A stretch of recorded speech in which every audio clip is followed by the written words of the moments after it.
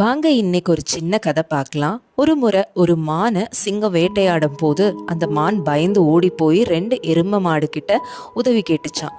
அப்ப அதுல கருப்பு எருமை ஒன்று வெள்ளை எருமை ஒன்று இருந்ததாம்.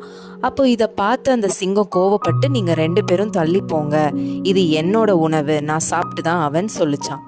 இதை கேட்டு அந்த 2 பேரும் சொன்னாங்களாம், இப்போ அவன் எனக்கு நண்பன், அதனால நான் அவனை காப்பாத்துவேன், நீ இங்கிருந்து போயிரு அப்படின்னு சொல்லவும் சிங்கத்துக்கும் ரொம்ப கோவம் வந்து நரிக்கிட்ட போய் சொல்லிச்சான், இவங்களை நம்ம பிரிச்சே ஆகணும் அப்படின்னு. அப்ப நரி சொல்லிச்சான், இதை நான் பாத்துக்கிறேன் அப்படின்னு சொன்னதான். நரி உடனே போய் வெள்ளை எருமை கிட்ட சொல்லிச்சான், நீ ரொம்ப அறிவா இருக்கிறதுனால இந்த கருப்பெருமைக்கு உன் மேல ரொம்ப பொறாம இருக்கு அப்படின்னு சொன்னதான்.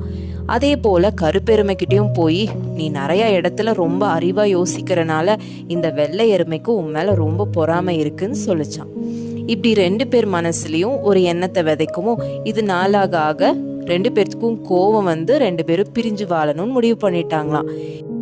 இதை சாதகமாக பயன்படுத்திக்கிட்ட சிங்கம் முதல்ல கருப்பெருமையை அடித்து சாப்பிட்றது, அப்புறம் வெள்ளை எருமையையும் அடித்து சாப்பிட்றது. இந்த கதையிலேருந்து நாம் என்ன தெரிஞ்சுக்கணும் அப்படின்னா, நம்ம கூட இருக்கிறவங்கள பற்றி யாராவது நம்ம கிட்ட தப்பாக பேசினா அதை உண்மைன்னு நம்பி அவங்கள பிரிஞ்சு போகணுன்னு முடிவு நம்ம பண்ணக்கூடாது. உண்மை என்னன்னு தெரியாமல் நமக்கு விருப்பமானவங்கள பிரிஞ்சு என்றைக்குமே வாழாமல் ஒற்றுமையோடு வாழணும். நன்றி.